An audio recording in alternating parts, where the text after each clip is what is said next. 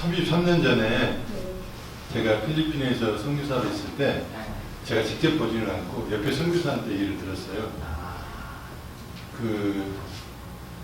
이제 가난하고 어려운데 얘들이 기형아들이 이렇게 많이 태어나요.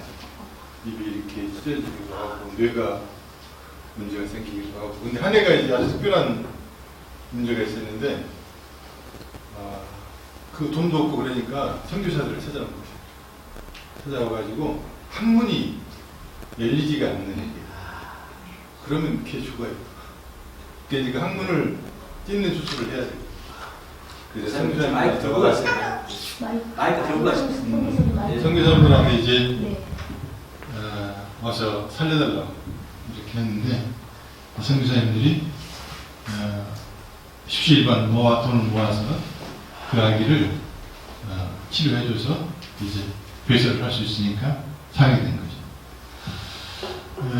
제가 이제 오면서 양주석에 오는 2시간 넘게 걸려 오면서 그 생각이 났어요. 수많은 사람들이 배설을 하지 않으면 죽는다는 걸 알 거예요. 그런데 영적으로 볼 때 배설을 하는 영적으로 배설하지 않으면, 다시 말하면요, 나는 냄새 나는 죄인이라는 고백을 하지 않으면 죽습니다. 하나님 앞에, 예수 앞에 나와서 나는 냄새나고 더러운 죄인이라는 것을 자타가 인정하는 그런 여자가 나와요. 그런데 그 여자는 오늘 구원을 받습니다.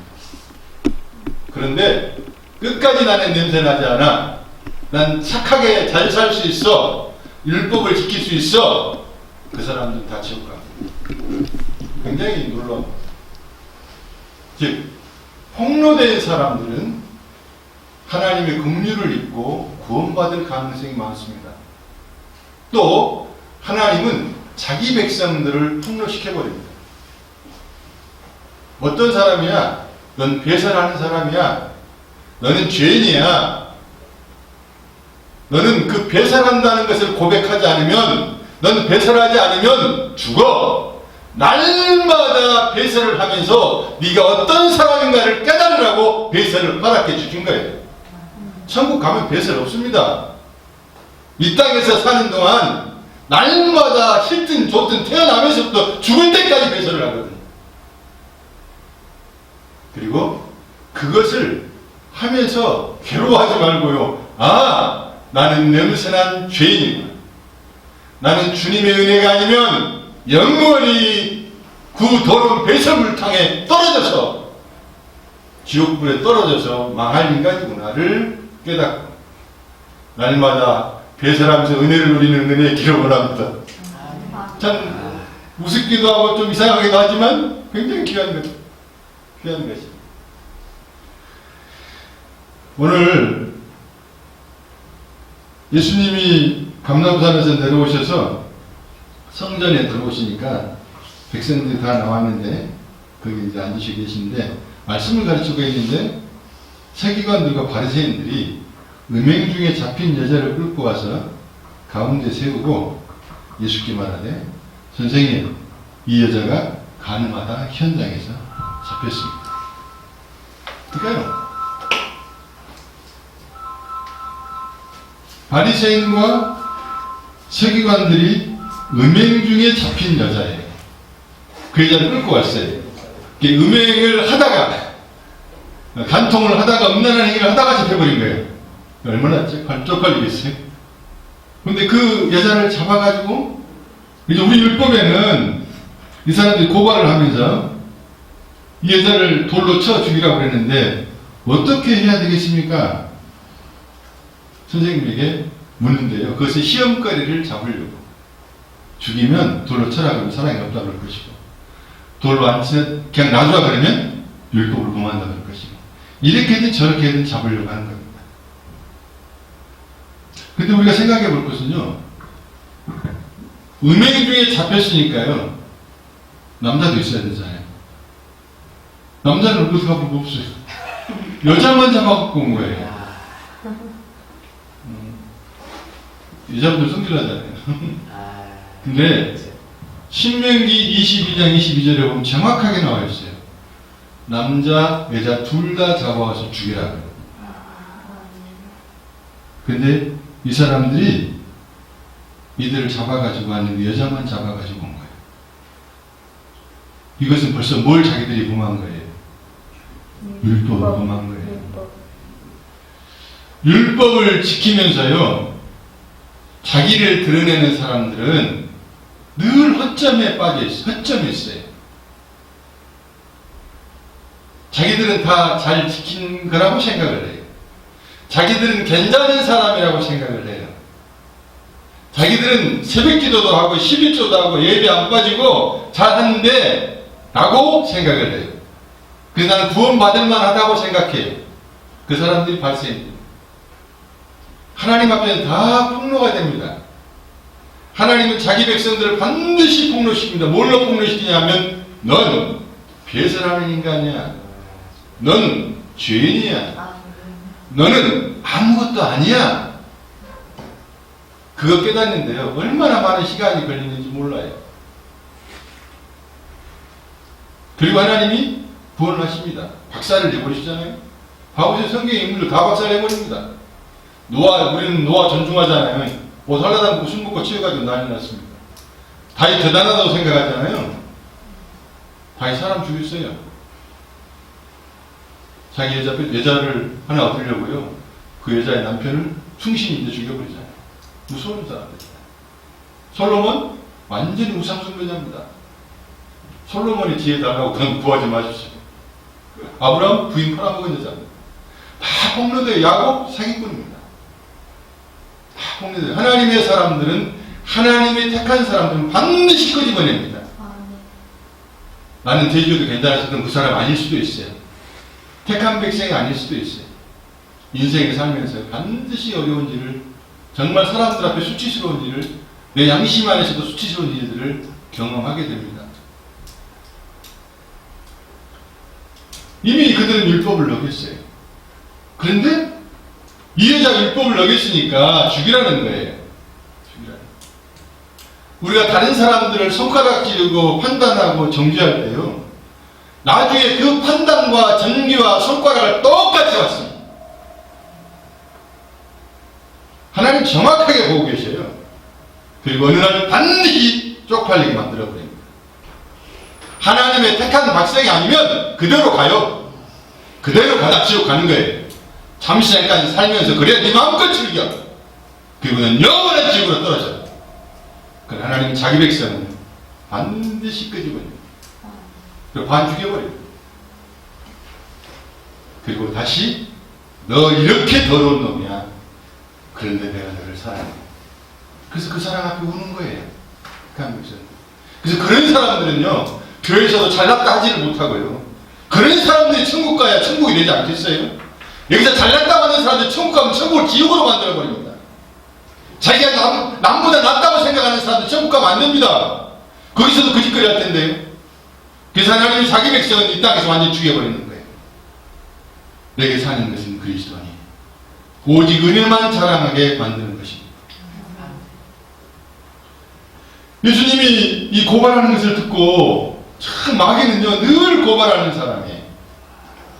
아마 우리 김성광 목사님 워낙 좋으셔가지고 누가 고발 잘 안 할 것 같아요. 무슨 말이냐면, 우리 목사님이 이런 사람이야, 나쁜 사람이고 이렇게 누가 부시러 그러잖아요. 참소자들이 많아요. 조금만 약점이 보이면 그 약점을 잡아가지고 문제를 삼고, 그런 사람들이, 미안합니다, 마귀 새끼들, 마귀에게 조종받고 있는 사람들이에요. 뒤에서 험담하면서 손가락질 하면서 너무 허물을 들춰내고, 그래서 천국을, 교회를 지옥으로 만들어요. 사람이 흠없는 사람 어디 있다니까. 문제 있죠. 손가락질하고 역겨우니 어쩌니, 어떻게 저렇게 인간이 저럴 수가 있니? 아니, 저런 인간이 바로 너라고 보여준 거예요. 그 사람이 주님 앞에 희생타예요. 요것에 이런 사건들을, 다윗 같은 사람을 보면서 어떻게 저럴 수가 있어? 그러지 말라고요. 너가 그런 사람이라고 말씀하신 거라고요. 그럼 자꾸만 어떻게 저럴 수 있냐 이러는 거예요. 그래서 안 되는 거예요. 언젠가 하나님이 이 사람이 택한 백성이면요, 반은 죽여버립니다. 너가 그 짓거리 한 거야. 넌 다윗보다 더 나빠. 다윗의 그런 범죄가 네 속에 있는 거야. 야곱의 사기성이 네 속에 있는 거야. 야곱을 사기꾼이라고 말하는데 너가 사기꾼이야. 그것을 알게 하셔요. 다시 또 말할게요. 그걸 모른다고요? 그러다 지옥 갑니다. 아는 사람만 천국 갑니다. 아는 사람들은 아무 할 말이 없거든요. 주님, 나는 죄인. 나는 지옥에 마땅한 사람.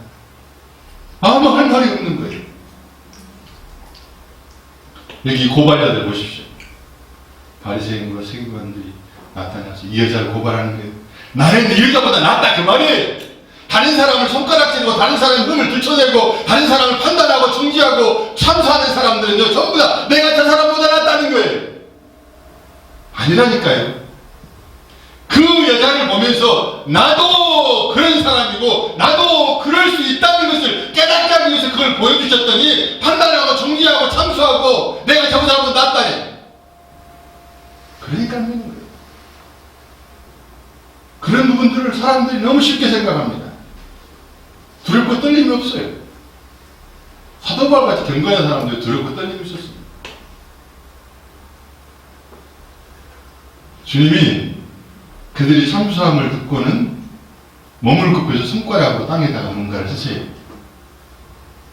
뭘 썼을까요? 어쩌면 신명기 22장 22절 썼을지도 모르겠어요. 내 시기들아, 남자 어쩌냐?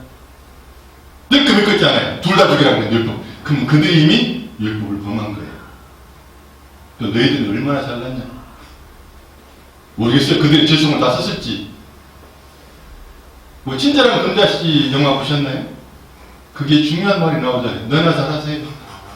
그 유명하잖아요. 그다음 너나 잘해. 다른 사람 말하지 말고 너나 잘해. 그랬을지도 모르죠. 그건 우리는 알 수가 없어요.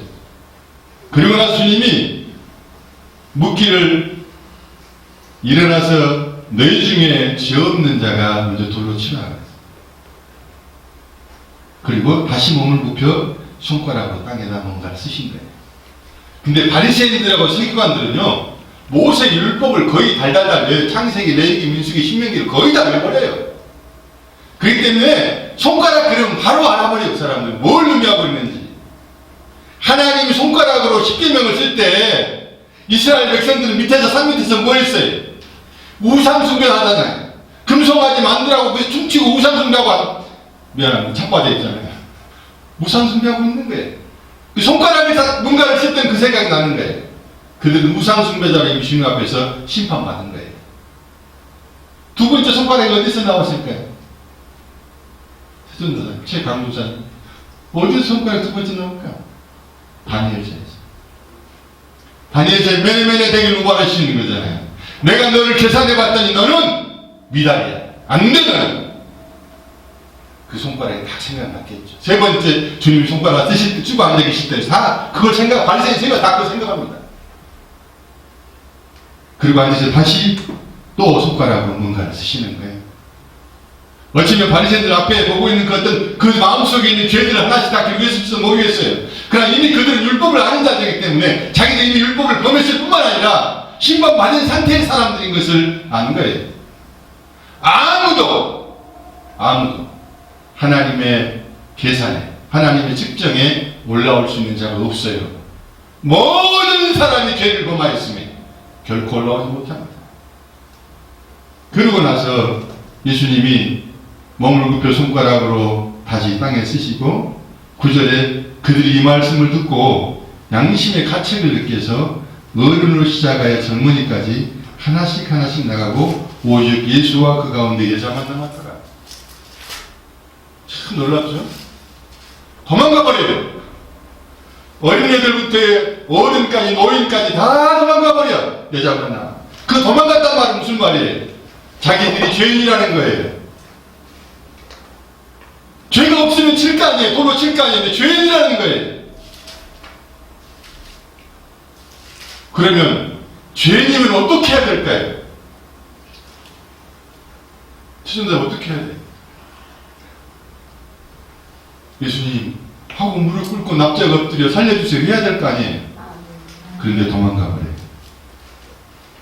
폭로가 됐는데요. 도망을 가버려요. 피해버려요. 베드로는 폭로가 됐는데 나중에 주님 앞에 옵니다. 가룟 유다도 사단이라고 사단이 들어갔다고 폭로가 됐는데 지가 이렇게 가다가 자살해서 지옥으로 떨어져 버립니다. 다 도망가 버려요. 바리새인들, 사두개인들, 율법주의자들, 자기들 힘으로 뭔가 선을 행할 수 있다고 생각하는 사람들이에요. 자기들 힘으로 율법을 지킬 수 있다고 생각하는 사람들이에요. 자기들 힘으로 생수를 마실 수 있다고 생각하는 사람들이에요. 자기들이 착한 일을 해서 하나님을 기쁘시게 할 수 있다고 생각하는 사람들이에요. 제 시골에 어떤 후배가, 제 아는 전도사 후배가 오래된 얘기 30년 전인데요. 섬으로 목회지가 되어서 섬에 가서 새벽에 설교를 하면 이런 말을 했답니다. 여러분, 새벽 기도한다고 천국 가는 것이 아닙니다. 새벽 기도한다고 구원받는 것이 아닙니다. 그 말을 했대요. 그 권사님이 인상이 푹 울어지더니 그 다음날부터 교회를 안 나오더랍니다. 그러면서 나중에 신방을 가지고 왜 하는 주인이 왔더니 나가 천국 가려고 구원받으라고 새벽 기도를 그렇게 안 빠지게 열심히 했는데 그렇게 말하면 어떻게 되냐는 거예요. 사람들 속에요, 자기의 어떤 착한 일을 통해서 천국 가려는 어리석은 생각을 가지고 있습니다. 그렇게 해서 천국 갈 수 있다면, 그렇게 해서 구원받을 수 있다면 예수님이 이 땅에 오시지도 않고 예수님이 죽으실 이유가 없어요. 우리가 구원받는데 천국 가는 데는 우리의 행위가 어떤 천국의 구원의 근거가 되지를 않습니다. 오직 예수 그리스도의 피밖에 없습니다. 이 바리새인과 사두개인들, 유대인들은요, 한결같이 자기들이 율법을 지킴으로 하나님을 기쁘시게 할 수 있다고 생각하는 거예요. 율법은 죄를 드러낼 뿐이지요, 생명을 줄 수가 없습니다. 그러니까 그런 율법주의자들은 항상 다른 사람을 판단해요. 정죄해요. 내가 아니보다 낫다고 생각하는 거예요. 죄송합니다, 목사님들. 목사들 그 병이 들려있어요. 목사니까 더 낫다고 생각해요. 아니요, 더 나쁘니까 하나님 목사시킬 수 있어요. 저도 목사 안에 뭔 짓을 할지 모르거든요. 대단히 목사 시켜고 잡을 수도 있어요. 안 그럴 수도 있겠죠. 김성광 목사님은 뭐 성품이 좋으셔가지고 안 그러실 거예요. 근데 참 교회가 왜 이렇게 어렵냐면요, 예수의 은혜만 자랑하라 그랬더니 지가 잘났다고 자랑을 하네. 그러니까 난리가 나요.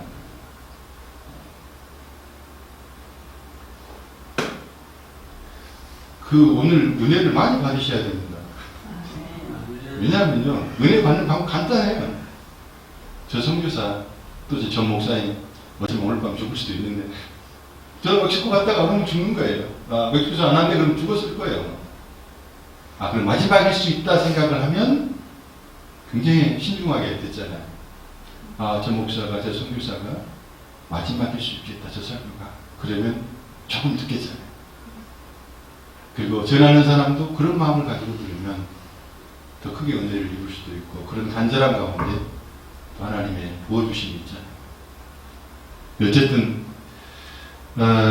손가락으로 땅에다가 쓰시니 그들이 말씀을 듣고 양심의 가책을 어른으로 시작해 젊은이까지 하나씩 나가고 오직 예수와 그 가운데 젊은 여자만 남았더라.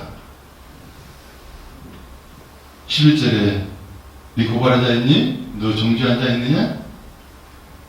주여 없나이다. 예수께서 이르시되 나도 너를 정죄하지 아니하노니 가서 다시는 죄를 금하지 말라. 여기서요, 나도라는 말이 굉장히 중요한 말입니다. 예수님은 죄가 없으신 분이에요. 그런데 저 바리새인들처럼 또 이 간호하다 붙잡힌 여자처럼 똑같이 나도 죄인으로 취급을 하는 거예요, 자신을. 이런 말이죠. 내가 너의 죄를 대신해 주는 거야. 예수님 죄가 없잖아요.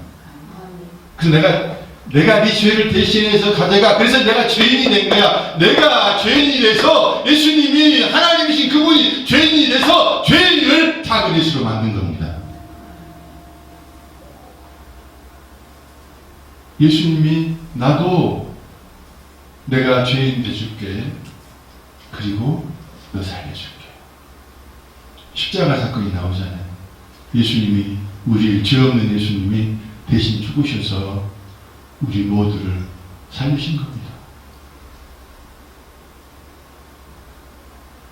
그리고 가서는 뭐라고 말씀하세요? 다시는 죄를 범하지 말라. 사람들이 이렇게 해석을 합니다. 다시는 간음을 하지 말라. 다시는 음탕한 짓 하지 말라. 그렇게 해석을 해요. 그러면 안 됩니다.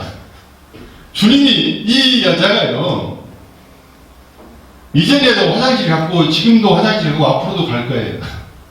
그 여자에게 기껏 다시 음행한 죄 하지 말으라고 그거 하지 말라고 그 말 하겠어요?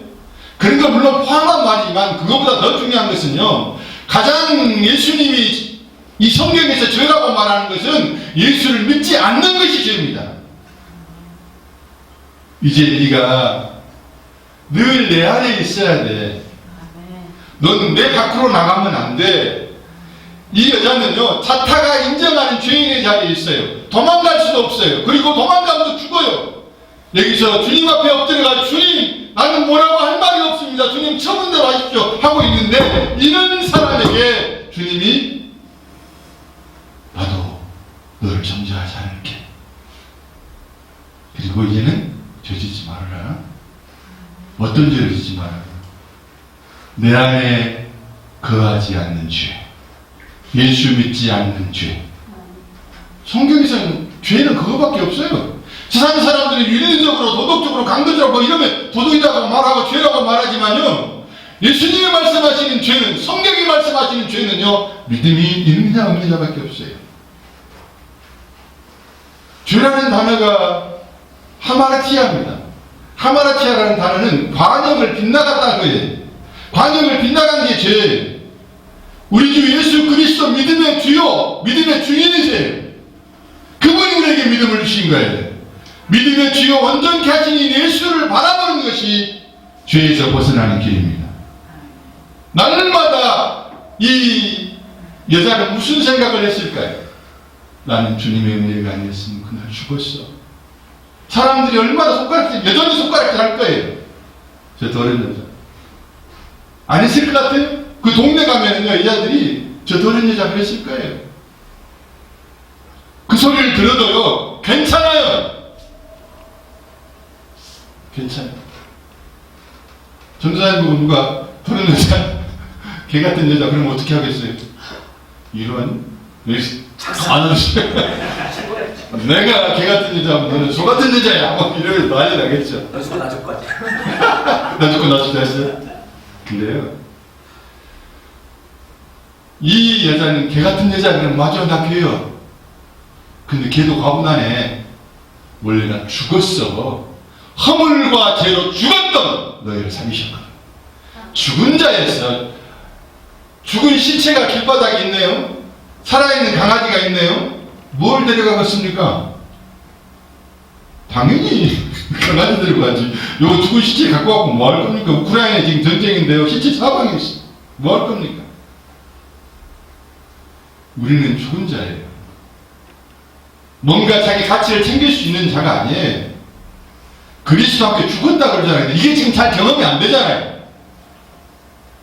우리가 이것을 위해서 기도해야 됩니다. 하나님, 정말로 진리는 내가 죽었다고 말하고 나는 가짜고 예수 그리스도만 진리인데, 진리는 진짜잖아요. 그럼 예수 위에 나머지 다 가짜단 말이에요. 근데 왜 이렇게 내가 진짜같이 까봅니까? 내가 왜 이렇게 사람하고 펄펄거리냐고요. 죽은 자는 때리면 강아지 있습니다. 그렇죠. 죽은 자를 뭐야, 강아지. 그런다고 얘가 뭐 화내겠어요? 가만히 있는 거죠. 근데 그게 어떻게 가능해지냐? 주의 은혜 가운데 성령 충만할 때만 가능해져요. 죽은 자의 삶은요, 하나님의 능력이 올 때만 가능합니다. 그게 능력입니다. 병 고치고 기적을 행하는 것, 이런 신비한 이상한 것들만 기적이라고 생각하는데 그건 마음이 가능합니다. 그러나 죽은 자로서의 삶은요, 성령의 능력이 아니면 불가능합니다.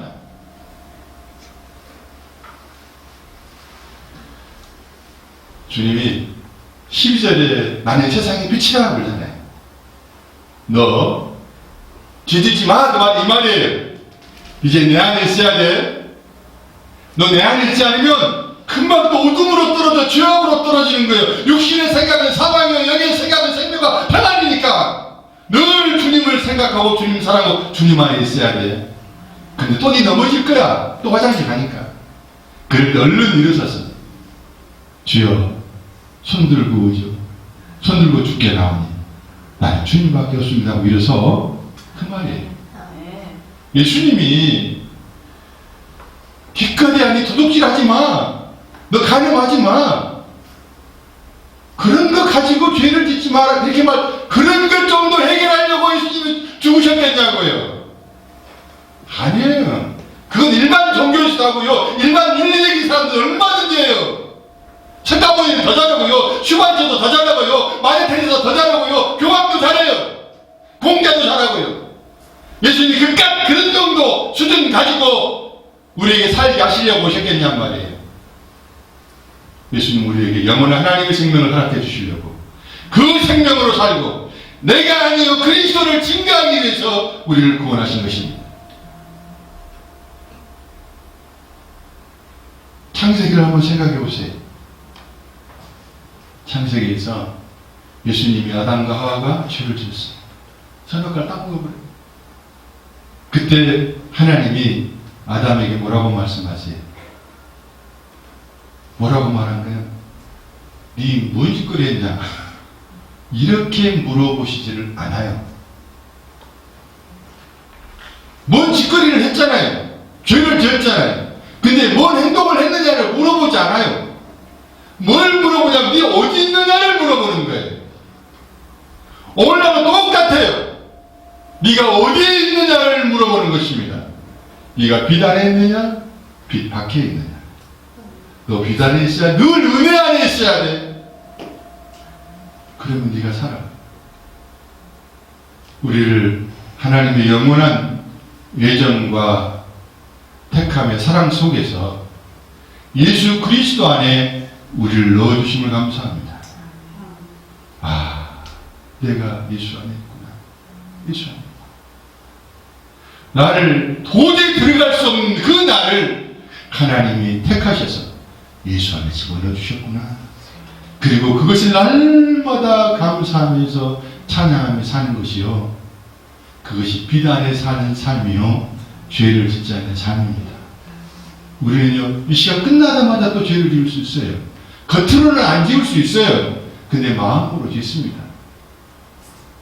하나님은 사람 외모를 볼 수밖에 없어요.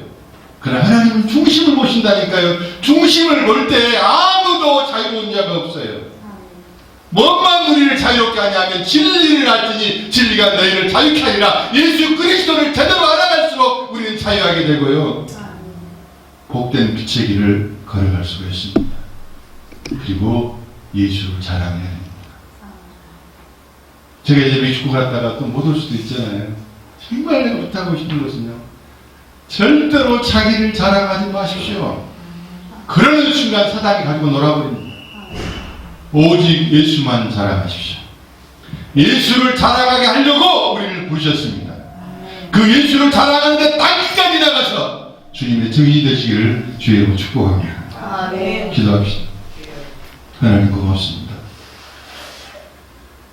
정말 말할 수 없는 더러운 죄인들이었는데 주님이 그걸 다 폭로시키시면서 네가 어떤 사람인가를 분명히 알게 하시고 그 은혜로 말미암아 구원받았다는 고백만 증거할 수 있도록 저희를 인도하여 주심을 감사합니다.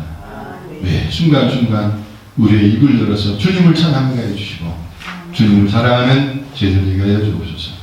예수님의 이름으로 기도합니다. 아멘.